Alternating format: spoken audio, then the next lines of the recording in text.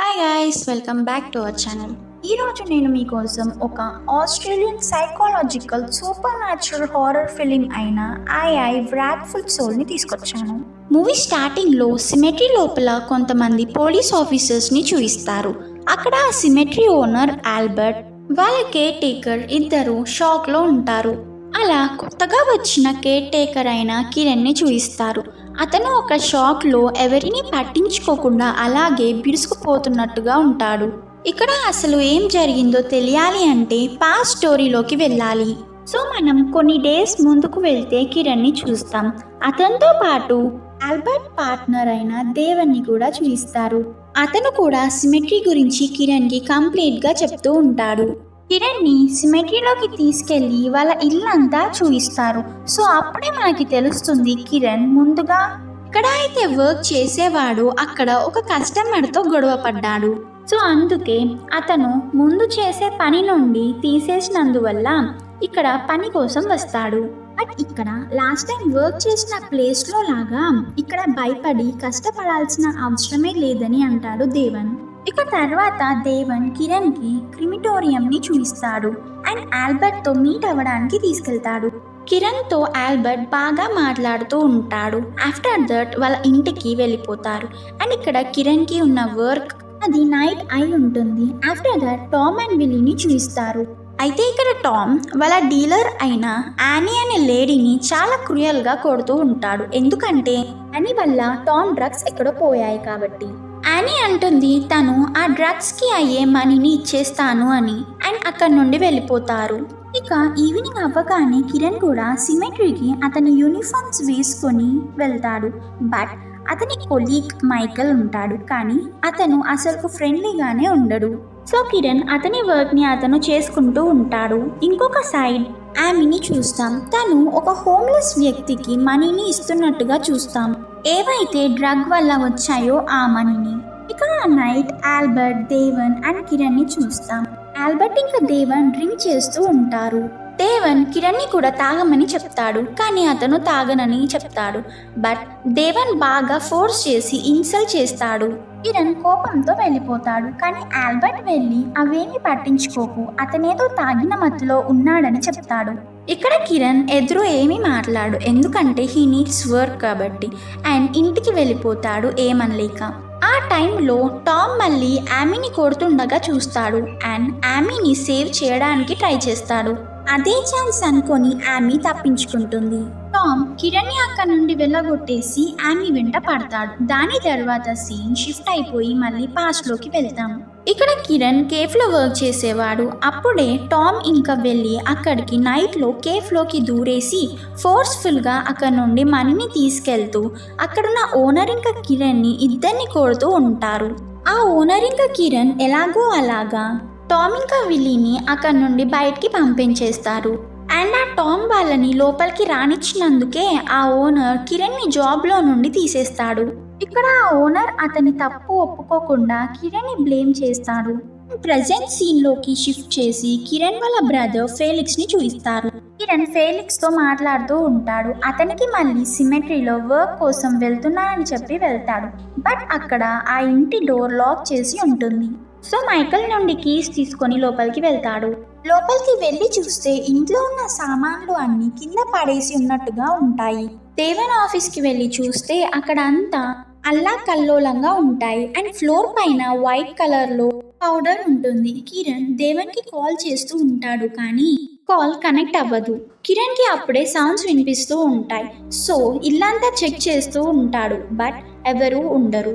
And అక్కడ ఉన్న lights వాటికి అవి బ్లింక్ అవుతూ ఉంటాయి. ఇక కిరణ్ బయటికి వెళ్ళగానే ఆ ఇంట్లో చైర్ దానికదే మూవ్ అవుతున్నట్టుగా చూపిస్తారు. సో ఇట్ మీన్స్ అక్కడ ఏదో స్పిరిట్ ఉంది అని అర్థమవుతుంది. కిరణ్ క్రిమిటోరియంలోకి వెళ్ళి అంతా క్లీన్ చేస్తూ ఉంటాడు. అక్కడ ఎవరివో షూ ఫుట్ ప్రింట్స్ కనిపిస్తాయి, కానీ కిరణ్ దాన్ని అంతగా పట్టించుకోడు. అండ్ అక్కడ ఫ్యానెస్ని ఓపెన్ చేయడానికి ట్రై చేస్తాడు, కానీ ఓపెన్ అవ్వదు. సో కిరణ్ దేవన్కి కాల్ చేస్తూ ఉంటాడు. ఫైనల్గా ఈసారి కనెక్ట్ అవుతుంది. అండ్ కిరణ్ ఆ ఇంట్లో ఉన్న సిచ్యువేషన్ గురించి అండ్ ఫ్యానెస్ గురించి చెప్తాడు. సరే నేను వచ్చి చూస్తా అని అంటాడు, కానీ ఇక్కడ ఎందుకో దేవన్ టెన్షన్లో ఉంటాడు. కిరణ్ ఇంటిని క్లీన్ చేస్తూ ఉంటే దేవన్ వస్తాడు అండ్ కిరణ్తో పోలీస్ వాళ్ళకి దీని గురించి ఏం చెప్పకు అని ఫానస్ ని చెక్ చేయడం కోసం వెళ్తాడు అండ్ అతనితో పాటు స్పిరిట్ కూడా వెళ్తున్నట్టుగా మనం చూస్తాం. దేవన్ ఫానస్ ని చెక్ చేస్తుండగా ఎవరో ప్రెజెన్స్ ని ఫీల్ అవుతాడు, కానీ చూస్తే అక్కడ ఎవరు ఉండరు అండ్ సడన్ గా అక్కడ షార్ట్ సర్క్యూట్ అవుతుంది అండ్ అప్పుడే ఆ స్పిరిట్ దేవన్ని పట్టుకొని పైకి కిందికి పాడేస్తుంది. దాని తర్వాత ఫానస్ డోర్ ఆటోమేటిక్ గా ఓపెన్ అవుతుంది. దేవన్ వెంటనే విండో దగ్గరికి వెళ్లి అరుస్తూ ఉంటాడు. ఆ సౌండ్స్ విని కిరణ్ ఎత్తుకుంటూ వెళ్తాడు. అక్కడికి వెళ్లి చూస్తే దేవన్ బాడీ మంటల్లో కాలిపోతూ ఉంటుంది. కిరణ్ ముందే దేవన్ చనిపోతాడు. సో ఇప్పుడు మన మూవీ ఫస్ట్ సీన్ ని చూపిస్తారు, ఎక్కడైతే కిరణ్ షాక్ లో అలాగే కూర్చుండిపోతాడు. సో ఇప్పుడు మనకు తెలిసిపోయింది కిరణ్ ఎందుకు అలా ఉన్నాడు అని. డిటెక్టివ్ అంతా చెక్ చేస్తూ ఉంటాడు అండ్ ఆల్బర్ట్ ని ఆ బాడీని చెక్ చేసుకోవడానికి పిలుస్తాడు. అండ్ అప్పుడే డిటెక్టివ్ కి దేవన్ బాడీ నుండి వాచెస్ దొరుకుతాయి. నెక్స్ట్ సీన్ లో కిరణ్ ఆ షాప్ లో ఉన్నట్టుగానే చూపిస్తారు. అతనితో పాటు వాళ్ళ గర్ల్ ఫ్రెండ్ అయిన సారా అండ్ అలాగే వాళ్ళ బ్రదర్ ఫెలిక్స్ అతన్ని చూసి టెన్షన్ పడుతూ ఉంటారు. కిరణ్ తినేటప్పుడు కూడా అతనికి ఆ ఇన్సిడెంటే గుర్తు వస్తూ ఉంటుంది. అతని హెల్త్ డే బై డే పాడవుతూ వస్తుంది. ఇప్పుడే మనకు ఒక ఫ్లాష్ బ్యాక్ ని చూపిస్తారు. అందులో వీళ్ళిద్దరూ లవ్ చేసుకుంటూ ఉంటారు అండ్ పెళ్లి కూడా చేసుకోవాలి అని అనుకుంటారు. అండ్ ఆ రోజే అతనికి సిమెట్రీలో జాబ్ దొరుకుతుంది. ఇక్కడ సారా కిరణ్ గురించి భయపడుతూ ఉంటుంది అండ్ అతన్ని ట్రీట్మెంట్ చేయించుకో అని చెప్తూ ఉంటుంది. అండ్ అదే నైట్ కిరణ్ కి ఏదో అయిపోతుంది. అతనికి స్ట్రేంజ్ థింగ్స్ కనిపిస్తూ ఉంటాయి అండ్ దేవన్ని చంపిన స్పిరిట్ కిరణ్ ని పొసెస్ చేసుకుంటుంది. దాంతో అతని కళ్ళు బాగా చేంజ్ అయిపోయి ఒక పిచ్చోడిలాగా పరిగెత్తుతూ టామ్ దగ్గరికి వెళ్తాడు. అతన్ని వెంటే ఫాలో అవుతూ టామ్ ఇంకా విల్లీ కూడా వెళ్తారు. టామ్ ని చూసి కిరణ్ ఆ పొసెషన్ లో ఉండి అతన్ని అటాక్ చేస్తాడు. బట్ విల్లీని మాత్రం ఏం అనడు. టామ్ తప్పించుకొని వెళ్ళిపోతాడు. కిరణ్ టామ్ ని ఫాలో చేస్తూ వెంట వెళ్తూ ఉంటాడు. అలా వెళ్తూ టామ్ ఆల్బర్ట్ వాళ్ళ ఇంటి దగ్గర ఆగుతాడు, ఆ కిరణ్ ఫాలో అవ్వట్లేదు అని. కానీ కిరణ్ సడన్ గా వచ్చి టామ్ ని గుంజుకుంటూ తీసుకెళ్తాడు అండ్ టామ్ ని ఆ స్పిరిట్ చంపేసి ఉంటుంది. నెక్స్ట్ డే కిరణ్ ఫ్లోర్ పైన పడిపోయి సారాకి కనిపిస్తాడు. సారా భయపడి బెడ్ పైన పడుకోబెడుతుంది. ఎంతసేపటికి కిరణ్ లేవడు. సో సారా అక్కడే సోఫా పైన పడుకుంటుంది అండ్ అప్పుడే కిరణ్ కి మెలకువ వస్తుంది. బట్ పొసెస్ అయిన సిచ్యువేషన్ లోనే ఉంటాడు. అండ్ అప్పుడే డిటెక్టివ్ ఇంటికి వచ్చి కిరణ్ గురించి అడుగుతాడు, కానీ ఇంట్లో లేదని అతన్ని కాపాడడానికి అబద్ధం చెప్తుంది. ఇక డిటెక్టివ్ చేసేదేం లేక ఇంటికి వచ్చాక ఇన్ఫార్మ్ చేయమని చెప్పి వెళ్ళిపోతాడు.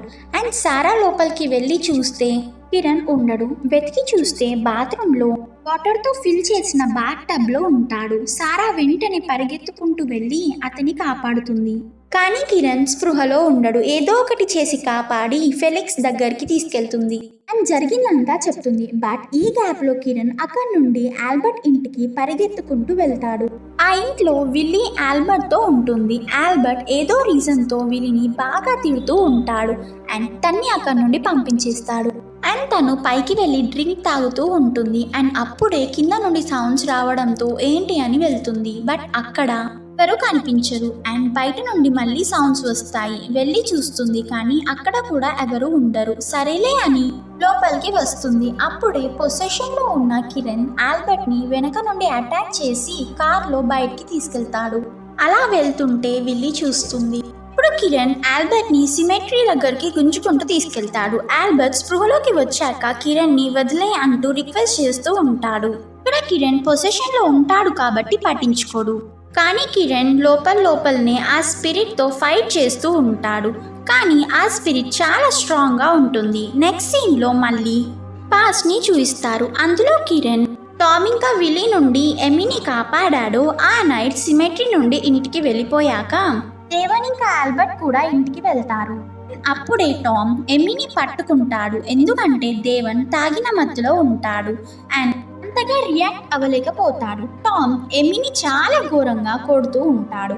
టామ్ ఎమిని ఒక్కసారిగా తోసేయగాని దేవన్ కార్ కింద పడి చనిపోతుంది.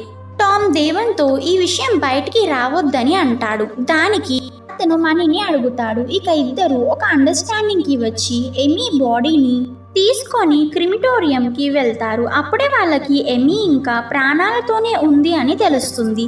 ఇక్కడ దేవన్ ఎమీని హాస్పిటల్కి తీసుకెళ్దాం అని ఆల్బర్ట్తో అంటాడు. కానీ ఆల్బర్ట్ వినకుండా ఎమీని ఫ్యానస్లోకి తీసుకెళ్లి బతికి ఉండగానే కాల్చి చంపేస్తాడు. అండ్ ఇక్కడ మనకైతే ఒక క్లారిటీ వచ్చింది ఆ ఆత్మ ఎవరిది అని. అండ్ ఆ ఆత్మ ఎందుకు ఆల్బర్ట్, టామ్ అండ్ దేవన్ని టార్గెట్ చేసింది అని. ఇప్పుడే ఎమీ ఆత్మ ఆల్బర్ట్ని పైనుండి కిందకి పాడేస్తుంది. అండ్ తన నిజమైన భయంకరమైన దయ్యం రూపంలోకి వచ్చి ఆల్బర్ట్ తలని విరిచేస్తుంది. అండ్ ఆల్బర్ట్ బాడీని గుంజుకుంటూ బయటికి తీసుకెళ్తుంది. అప్పుడే డిటెక్టివ్ అండ్ పోలీస్ వాళ్ళు కిరణ్ కోసం వెతుకుతూ వస్తుంటారు. వాళ్ళకి ఆ ఇంటి దగ్గర బ్లడ్ ఇంకా ఇంటి పైన ఆల్బర్ట్ బాడీ దొరుకుతుంది. అప్పుడే కిరణ్ ఆ ఇంట్లో నుండి బయటికి వచ్చి కింద పడిపోతాడు. ఈ సీన్ని ఇక్కడికి కట్ చేసి కొన్ని డేస్ తర్వాత జరిగేదాన్ని చూపిస్తారు. అందులో సారా, కిరణ్ ఇంకా ఫెలిక్స్ సిమెట్రీ నుండి ఇంటికి వస్తూ ఉంటారు. అండ్ ఆ దారిలో కిరణ్కి ఎమీ ఆత్మ కనిపిస్తూ ఉంటుంది. అండ్ ఇక్కడే మనకు అర్థమవుతుంది కిరణ్ కూడా చనిపోయాడు అని. సారా అతని అస్థికల కోసమే క్రిమిటోరియంకి వెళ్ళి తీసుకొస్తూ ఉంటుంది. కార్లో మాత్రం కిరణ్ ఆత్మని చూపిస్తారు. ఇక మూవీ ఎండింగ్ సీన్లో మనం విల్లీని చూస్తాం. తను టామ్ చేసే పనిని చూసుకుంటూ ఉంటాడు. బట్ సడన్ గా స్కై నుండి పక్షులు ఒకేసారిగా ఎగురుతున్నట్టుగా చూస్తాం. దట్ మీన్స్ విల్లీ కూడా చనిపోతుంది అని. ఎందుకంటే ఇండైరెక్ట్ గా అయినా కూడా అతని చెయ్యుంది కాబట్టి. అతనికి అన్ని విషయాలు తెలిసినా గానీ సైలెంట్ గా ఉన్నాడే తప్ప ఎవరికి ఏమీ చెప్పలేదు.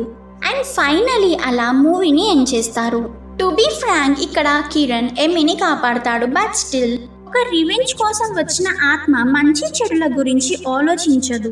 దాని పని కోసం ఏమైనా చేస్తుంది అని అర్థమవుతుంది. And guys, this is what the movie for today. ఓ మంచి స్టోరీని మీ ముందుకి తీసుకురావాలి అంటే like, share, comment and subscribe చేసుకోండి. ఇక మళ్ళీ నెక్స్ట్ వీడియోలో కలుద్దాం. అప్పటి వరకు bye friends. Thanks for watching.